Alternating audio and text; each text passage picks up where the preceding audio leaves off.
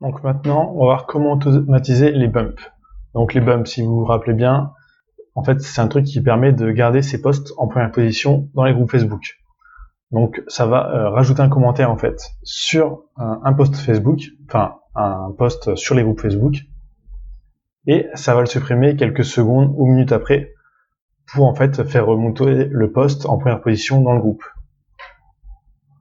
Donc comment on le met en place? On va dans Tool, on va sur son compte Facebook, on va dans Bump, et ici il y a les options.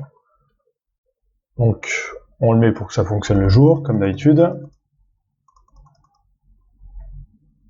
Ici on peut mettre le texte qui va être ajouté en commentaire.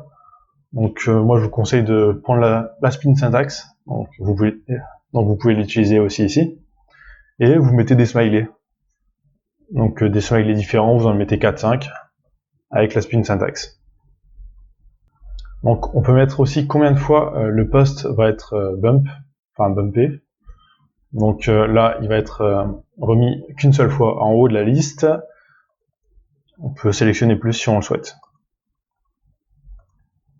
Donc il y a le délai entre chaque remise en haut.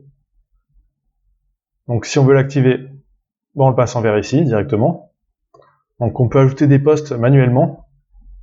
Donc si vous avez un post spécifique, même si c'est pas le vôtre, vous pouvez le faire. Et ça apparaîtra ici.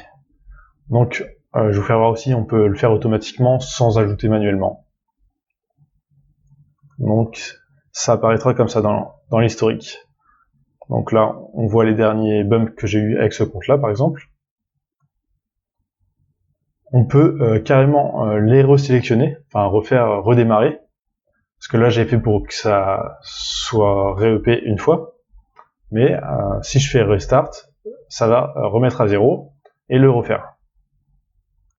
Donc aussi, si vous avez utilisé l'outil campagne pour publier, on peut faire en sorte que les campagnes arrivent directement dans l'outil Bump. Donc là, vous allez dans campagne, vous cliquez sur une campagne, vous allez dans historique, et vous faites automatically send news history post to Bump.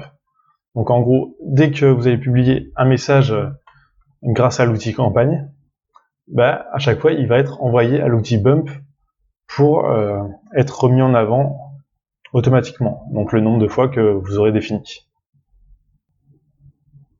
Donc même si vous ne sélectionnez pas automatically send news history post to Bump, vous pouvez le faire manuellement aussi. Donc cliquez sur Bump directement ici et ça va l'envoyer.